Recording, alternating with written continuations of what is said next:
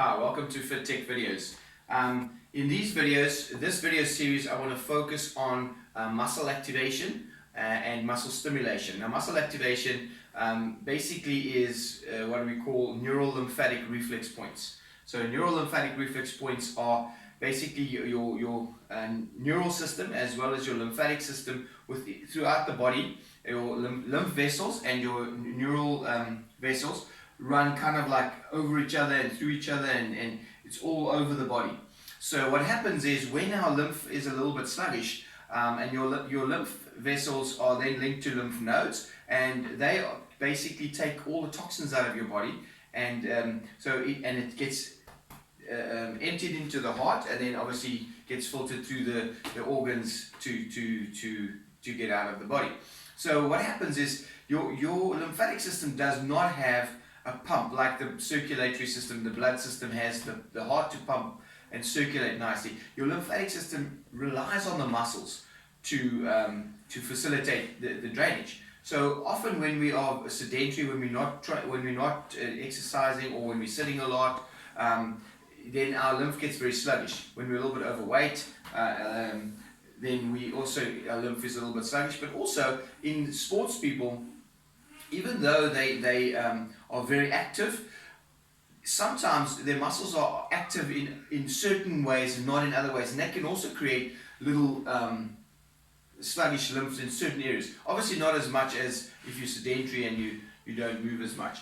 So what happens is when the lymph is a bit sluggish, it can that's a bad word, sorry, it can affect, that's the word I'm looking for, the neural system, and it can cause the muscles to shut down. Now, shut down means stop working, and that's not quite the right word, but it basically makes it not work correctly. So then the body goes into the next phase of muscles, and it tends to then use the wrong muscles for the wrong work, and that's why some days you wake up and you feel heavy and you just feel like, your body just doesn't want to move. It's because it's moving against the muscles are moving against each other.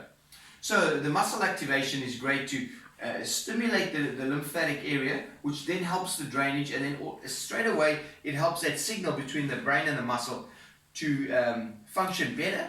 The muscle then works better, so it makes it work a bit better, so it's a bit stronger, and also it makes the muscle release, because communication from the brain to the muscle is of paramount importance to help the muscle release. That's kind of what happens in Parkinson's. I don't want to go through a whole thing, and this is all very basic in a nutshell. So if you speak to medical people, they're going to tell you, well, it's way more complicated than that. But I take everything and I get it into its basicest form. So I've worked with a lot of Parkinson's clients, and I help them a lot by doing the lymphatic drainage, by stimulating the muscle, so that link is better, because they don't have the dopamine production. And dopamine is a hormone that's needed for muscle communication with the brain, and that's what happens, and they get sluggish communication. That's why they battle and they get muscle tremors and all these things. So I found that it works a lot, but even though we don't have Parkinson's, when we stress, our dopamine levels are lower and all these things. So stress, both physical and emotional stress, can cause our communication to lack, and that's why the muscle's natural instinct is to tense. So with lack of communication, the muscles tense. So if we can increase that communication constantly, the muscles will stay looser and work better. So you'll get more function as an athlete. You'll get less pain and discomfort, and just more general comfort as a more sedentary person. So it's a win-win.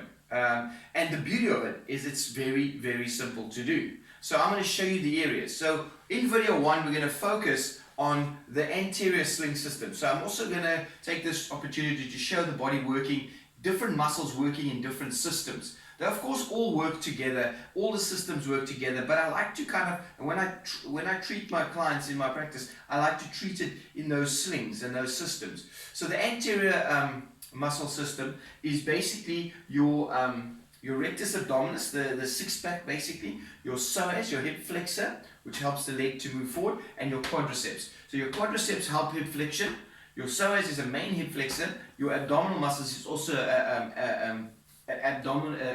torso flexor. So they all help with hip flexion. So first we're going to go into muscle stimulation. So muscle stimulation, as the word says, you just stimulate the muscle. So a great way to stimulate the quadriceps is literally just to, similar to what we did when we were releasing them, literally stimulate and add a bit of movement. Stimulate, add a bit of movement. This is telling the brain, this movement, which is the quad, is the most important movement of the quad, is to extend the leg. So this, but you can also flex. You can flex because some of the quad muscle also flexes. So you can flex the hip, you can extend the knee while touching the muscle. So touching, working the muscle and moving tells the brain that's the muscle we want to work. Then the psoas is a tricky one because it's a very deep muscle. But basically on the point of the pelvis, you go just inside of it and you can just add a bit of hip flexion. So hip flexion in walking, that's hip flexion. Right? So you can either do this, if the legs are stationary, the torso will go, and if the torso is stationary, the legs will go. So in walking, it's flexion, extension, flexion, extension. So your psoas is flexion. So you're going to go in there and stimulate. Same with the abdominal muscles.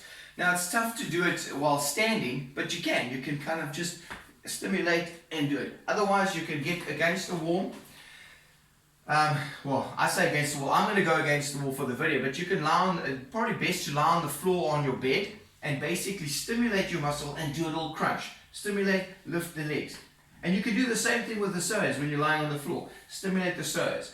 So the psoas stimulation point is 2 fingers off the point of the pelvis there. Okay, so that's muscle stimulation. Now the neuro-lymphatic points for the muscles. For your quadricep, the point is in the lower part of the ribs. So you're literally going to go into the ribs, and this is quite sensitive, especially if your lymph's been a bit sluggish. It can be quite bruisy, a little bit burny, and in some instances ticklish. Generally, you don't tickle yourself, but if I had to do it to a client, they often get quite ticklish. So just in the lower part of the ribs, in between the ribs and on top of the rib, and in front of the rib, just all the way up to the right up to the sternum, to the xiphoid process. Right up there, on the point of the rib. That's all for your quad. Then for your psoas, the activation point is either side of the belly button. So some people will say 2 fingers or this and this. I just say go either side of the belly button and you can work. Literally it's normally the line straight either side of the belly button. Again, this is quite a sensitive area. A lot of lymph nodes in between the legs, coming into the groin area, around the stomach area and in the chest and under the arms. So very much lymph. There's obviously lymph everywhere, but those are the most. So especially me, I've got a little bit of excess fat in my stomach, so it'll be a little bit more sensitive. So if you have a little bit of excess fat around your stomach, it will be a bit more sensitive, but even more important to do it, to stimulate. Then the abdominals, it's the most interesting one. The abdominals is not a rubbing, it's actually a patting. The abdominal activation point is in between the thighs. So basically, all you do is you go, you cup in between the thighs. Very interesting. Do that, do some sit-ups, and I guarantee you'll feel way better burn in those abdominal muscles. Right, well that's the muscle stimulation and activation for your anterior sling system. I hope that works for you, and thanks for watching.